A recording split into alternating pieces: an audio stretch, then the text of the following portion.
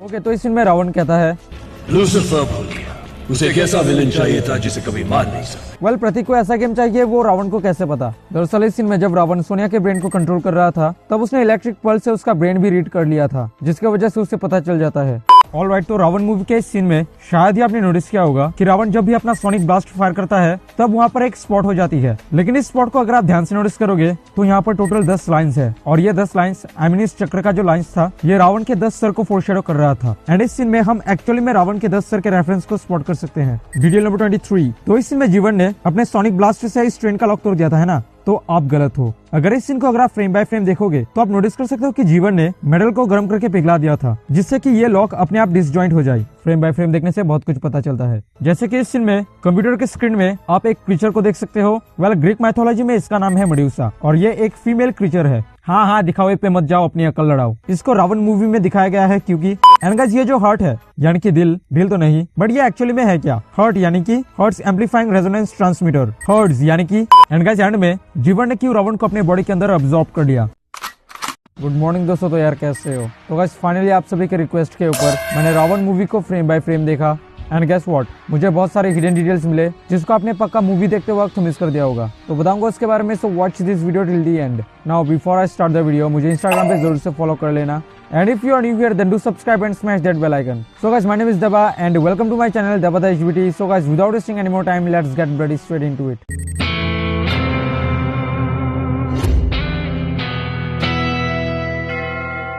Alright, detail number 1। तो usually कुछ movies UA category के अंदर आता है, जैसे विक्रम मूवी यूए कैटेगरी के अंदर आया था। लेकिन आप नोटिस कर सकते हो कि ये रावण मूवी यू कैटेगरी के अंदर आता है।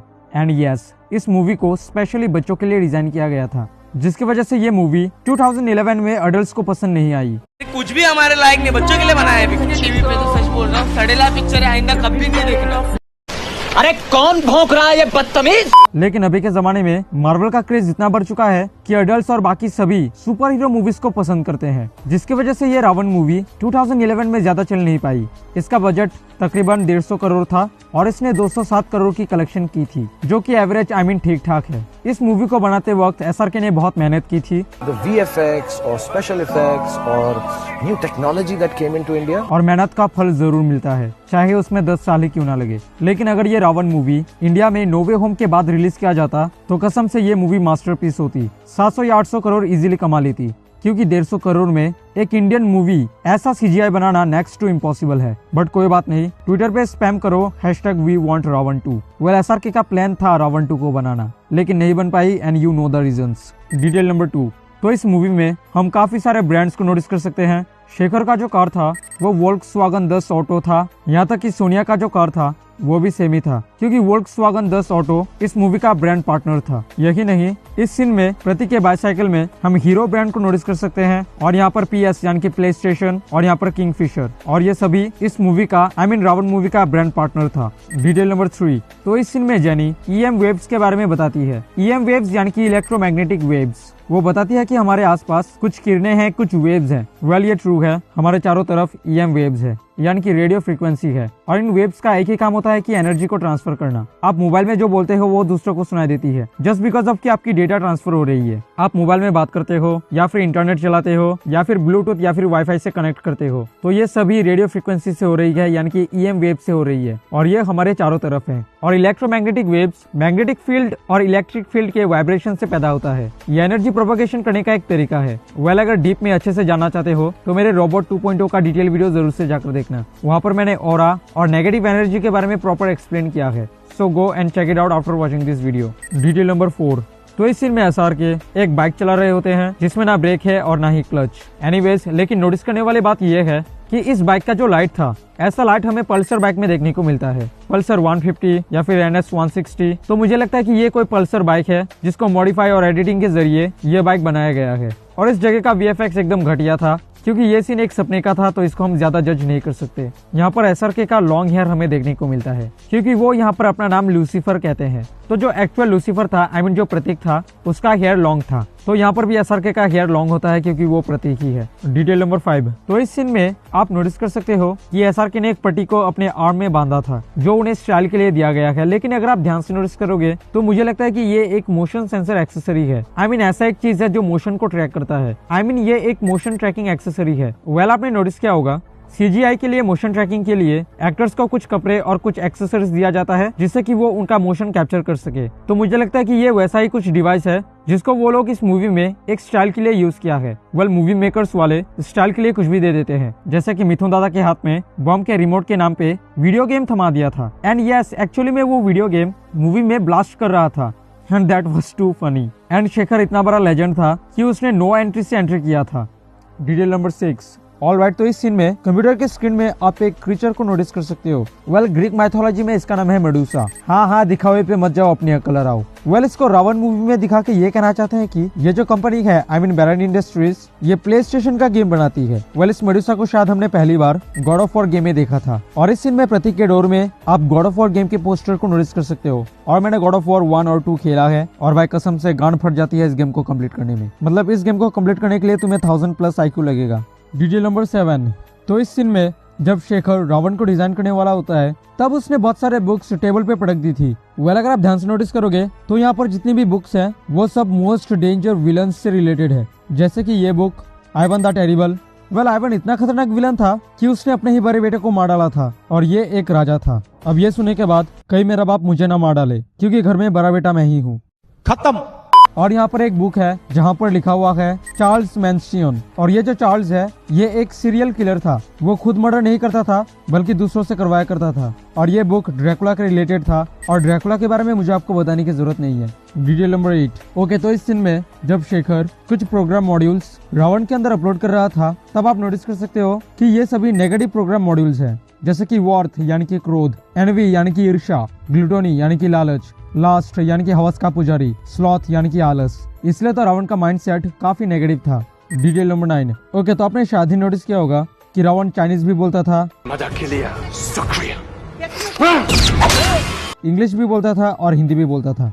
ये क्या कर रहे हो जीवन? इतना सब कुछ वो कैसे बोल लेता है? तो इस सीन में आप नोटिस कर सकते हो कि जब रावण के अंदर डेटा अपलोड किया जा रहा था तब देख सकते हो लैंग्वेजेस यानी कि लैंग्वेज के रिलेटेड जितने भी डेटा है वो सभी उसके अंदर अपलोड किया गया था। और आप यहाँ पर मार्शल आर्ट्स को भी देख सकते हो और वेपन्स को भी। इस मूवी में हमें रावण को वेपन यूज करते हुए नहीं दिखाया गया है। हो सकता है कि रावण 2 में दिखाएंगे, I am damn sure. Okay, so not detail but notice करने वाली बात है इस सीन में जानी ने जीवन का डिजाइन बनाया था। लेकिन आप नोटिस कर सकते हो कि उसने पहले भी और जीवन के डिजाइन बनाया था लेकिन फाइनल उसने इसे रखा। डिटेल नंबर 10, तो इस सीन में जब शेखर रावण गेम को एक्सप्लेन कर रहा था तब आप नोटिस कर सकते हो कि ये लेवल 1 और यहाँ पर ये जो चीज था ऐसा सेम चीज हमने एंडिंग में रावण जीवन के फाइट में देखा था। और ये जो लेवल 2 है रावण जीवन को इसी जगह में फाइट करते हुए देखा है। और ये लेवल 3 और ऐसा सेम प्लेस हमने बाद में भी देखा है। जैसे रावण की इस कुर्सी को हम यहाँ पर नोटिस कर सकते हैं। डिटेल नंबर 11, तो इस सीन में रावण स्माइल कर रहा होता है और जनी ने कहा था स्माइल, लेकिन ये स्माइल मैंने प्रोग्राम में नहीं डाला। आप नोटिस कर सकते हो कि रावण के अंदर आर्टिफिशियल इंटेलिजेंस प्रोग्राम को अपलोड किया गया था, यानी कि AI सिस्टम को अपलोड किया गया था। यानी कि रावण के अंदर एडेप्टिंग लर्निंग प्रोग्राम था जिसके जरिए वो बाकी चीजों को धीरे धीरे सीख सकता था। डिटेल नंबर 12, तो इस सीन में शेखर नशे में इतना धुत था कि हार्ट से सिग्नल ट्रांसमिट हो रहा था जिसको उसने नोटिस नहीं किया। डिटेल नंबर 13, तो इस सीन में जब शेखर कंप्यूटर में रावण को सर्च कर रहा होता है, खोज रहा होता है कि रावण कहाँ गया, तब उसे वो फूल मिलता है जिस फूल को उसने रावण को दिया था। अजीब बात है कि यह फूल अंदर कैसे आया। तो इस सीन में जब रावण ने खुद का बॉडी बिल्ड कर लिया था तब उसने इस गुलाब को स्कैन किया था और यह स्कैन 3D स्कैन था। 3D स्कैन किया जाता है 3D मॉडल्स के लिए। तो रावण ने इसका 3D स्कैन किया था जिसकी वजह से ये गुलाब कंप्यूटर के स्क्रीन के अंदर आ गया। So I hope you understand. Detail number 14, तो इस सीन में आप नोटिस कर सकते हो कि शेखर ब्रिटिश सिटीजन था, यानी कि उसने बिजनेस का सारा काम लंदन में किया था। और आप उसका बर्थ डेट देख सकते हो जो है 2 नवंबर। एंड मैं आपको बता दूं 2 नवंबर SRK का रियल बर्थ डेट है। जी हाँ मेरे जान, आपने बिल्कुल सही सुना। तो यार इस चीज के लिए एक लाइक कर देना प्लीज। गाइस, क्या आपको पता है जो हमारे अक्षय कुमार है वो कैनेडियन सिटीजन है।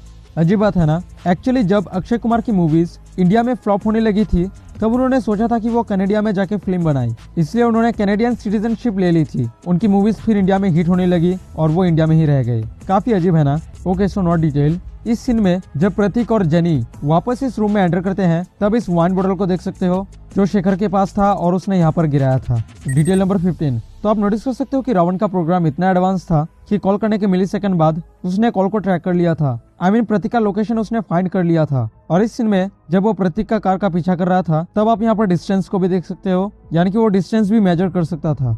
He was so advance. और यहाँ पर आकाशी का रनिंग सीन देखो, मतलब कितना रियलिस्टिक है। ब्रह्मास्त्र में रफ्तार का एक रनिंग सीन था जो मेरे को उतना रियलिस्टिक नहीं लगा था, लेकिन यहाँ पर आकाशी का जो रनिंग सीन है वो बहुत रियलिस्टिक है। और ये 2011 की ग्राफिक्स है, ये मत भूलो। Detail number 16। तो सोनिया की कार में विंडशील्ड में एक बड़ा सा होल था। मैं सोच रहा था कि ये होल कहाँ से आया, तो जब मैंने फ्रेम बाय फ्रेम देखा तो इस सीन में जब ये कार बस से टकराने वाली होती है तभी ये ब्रोकन होल आया था। और आप नोटिस कर सकते हो कि ये सभी थर्मोकॉल्स हैं एंड इस बस में लिखा हुआ होता है रावण गेम आउट एंड देख सकते हो it's not just a game. और बाय सच में ये कोई गेम नहीं था, that was real incidents. Detail number 17। तो इस सीन में जीवन और रावण जब पहली बार आमना सामना करते हैं, जब गाड़ी उड़ा रहे होते हैं, तब आप यहाँ पर बहुत सारे वाटर को नोटिस कर सकते हो। ये इसलिए क्योंकि रियल लाइफ में शूटिंग करते वक्त इन कार को वाटर के प्रेशर से उड़ाया गया था। So that was the reason why there is a lot of water.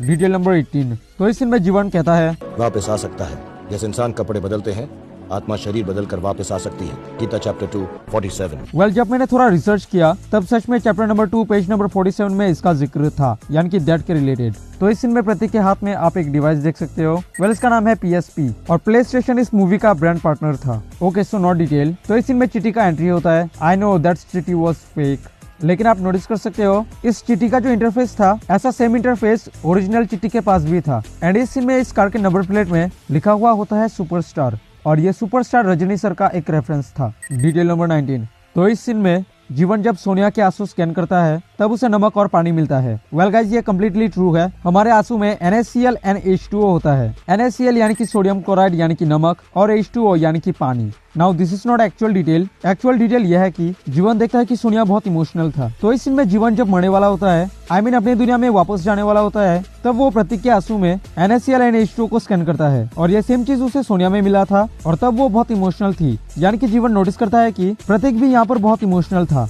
तो इस मूवी में हमें पहले भी सुपरस्टार रजनी सर का रेफरेंस मिला है, लेकिन शायद ही आपने नोटिस किया होगा इस चमक छलो वाले सॉन्ग में जीवन एक वॉकिंग करता है। और अगर आप ध्यान से नोटिस करोगे तो ये जो वॉकिंग स्टाइल है ये रजनी सर का स्टाइल है। जी हाँ मेरी जान, रजनी सर भी इसी स्टाइल से वॉकिंग करते हैं। और यहाँ पर ये जो सोनिया था ये एक्चुअली रावण होता है। तो जब जीवन उससे कहता है कि तुम प्रतीक को लेके यहाँ से जाओ, तब आप नोटिस कर सकते हो कि वो कैसे देख रही थी, क्योंकि ये रावण होता है। ओके, तो इस सीन में ये कार इस स्पीड ब्रेकर से लग के हवा में उड़ जाती है, लेकिन अगर आप ध्यान से नोटिस करोगे तो ये जो स्पीड ब्रेकर था ये स्पॉन्ज से बना हुआ था। तो यहाँ पर मैं आपको एक वार्निंग दे दूं, यहाँ पर ये गधा चलती हुई ट्रेन से कूद जाता है और इससे ज्यादा कुछ नहीं होता। लेकिन मैं आपको बता दूं, अगर रियल लाइफ में आप ये करने जाओ तो आपके बॉडी के चिथड़े उड़ जाएंगे। ये बहुत डेंजरस है। जिन्हें फिजिक्स के बारे में पता है सिर्फ वही जानते हैं। नहीं, मैं सलमान खान की बात नहीं कर रहा। Detail number 21। तो इस सीन में जीवन इस ट्रेन को रोकने की कोशिश करता है एंड आप नोटिस कर सकते हो कि इस ट्रेन की जो स्पीड थी वो 150 से भी ज्यादा था। हाई स्पीड ट्रेन को छोड़ो, नॉर्मल जो लोकल ट्रेन होते हैं उनका इस स्पीड में जाना बहुत बड़ी बात है। 150 kilometre per hour normal train के लिए बहुत ज्यादा स्पीड होता है। एंड इन मीटर्स पे आप नोटिस कर सकते हो मेड इन जर्मनी। इंडिया का ट्रेन है भाई, इंडिया का मीटर यूज करो। लेकिन नहीं, वो जर्मनी का करेंगे। इंडिया कभी नहीं सुधरेगा जुगाड़ के मामले में। Detail number 22। तो इस सीन में रावण और जीवन फाइट करते हैं एंड आप नोटिस कर सकते हो कि वो जो भी मूव करते हैं वो स्क्रीन में फोरशैडो हो रहा है। जैसे कि यहाँ पर रावण सोनिक ब्लास्ट मारने वाला होता है एंड स्क्रीन में भी रावण सोनिक ब्लास्ट ही मारने वाला होता है। एंड यहाँ पर जीवन दौड़ रहा होता है और स्क्रीन में भी वो दौड़ ही रहा होता है। Detail number 23। तो इस सीन में शेखर कहता है इसे रावण हर बार अपने आप नई नई चीजें सीख सकता है, नया रूप, नई मूव्स। रावण के अंदर AI था, यानी कि आर्टिफिशियल इंटेलिजेंस। वो नई नई चीजों को सीख सकता था। जैसे यहाँ पर जीवन जैसे बचता है, इसी टेक्निक से रावण भी यहाँ पर बचता है। उसने जीवन के इस मूव को सीख लिया था, कॉज ही हैज AI। अब बात करते हैं कि जीवन ने रावण को अपने बॉडी के अंदर अब्सॉर्ब क्यों किया।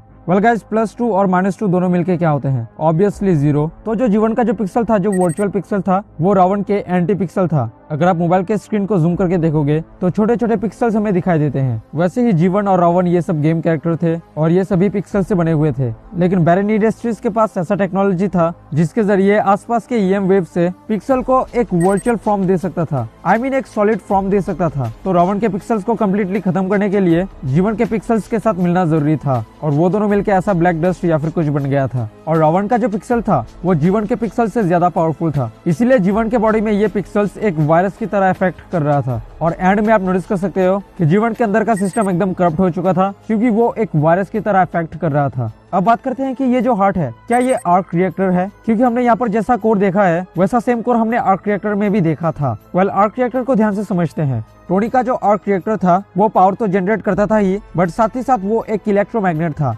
आर्क रिएक्टर हाइड्रोजन के दो आइसोटॉप्स ड्यूटेरियम और ट्रिटिनियम, और इन दोनों को ड्यूटेरियम और ट्रिटिनियम आर्क रिएक्टर के सेंटर में या फिर कोर में रख के ये प्रोसेस किया जाता था, जिससे एनर्जी प्रोड्यूस होती थी और हीट भी, जिससे एक पोटेंशियल डिफरेंस क्रिएट होता था। और ये वही पोटेंशियल डिफरेंस है जो आपके बैटरी में होता है। एनीवेज ज्यादा डीप में नहीं जाऊंगा वरना ये वीडियो बहुत लंबा हो जाएगा। अब हार्ट को समझते हैं। हार्ट यानी कि HART यानी कि hertz amplifying resonance transmitter. Hertz यानी कि यूनिट यानी कि फ्रीक्वेंसी का यूनिट, यानी कि जो वेव्स होते हैं, जो EM वेव्स होते हैं उसी की बात किया जा रहा है। और एम्पलीफाइंग मतलब बढ़ा देना, मतलब एम्पलीफाई कर देना। साउंड एम्पलीफाई कर देना मतलब क्या? साउंड को बढ़ा देना। वैसे ही वेव्स को भी बढ़ा दिया जाता था। और रेजोनेंस यानी कि उस वेव के अंदर कितना पावर है।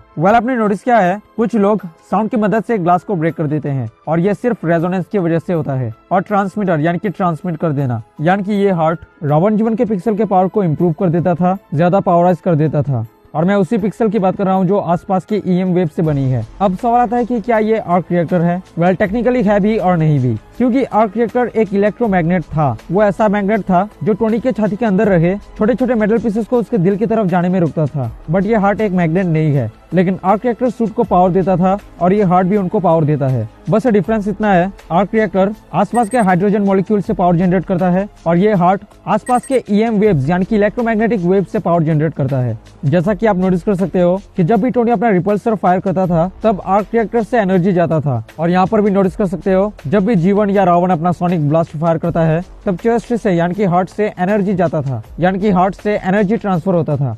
सो आई होप यू अंडरस्टैंड। सो या दैट्स इट फॉर टुडे। तो ऐसे ही मूवीज के हिडन डिटेल जानने के लिए हमारे चैनल को सब्सक्राइब कर दो। सो या guys that's the end of this video. Like कर देना, सब्सक्राइब कर देना। हमारे चैनल को सब्सक्राइब नहीं किया तो यार क्या किया। और मुझे इंस्टाग्राम पे जरूर से फॉलो कर लेना। मैं मिलता हूँ नेक्स्ट वीडियो में। Till then good bye, stay tuned, tata मेरी जान।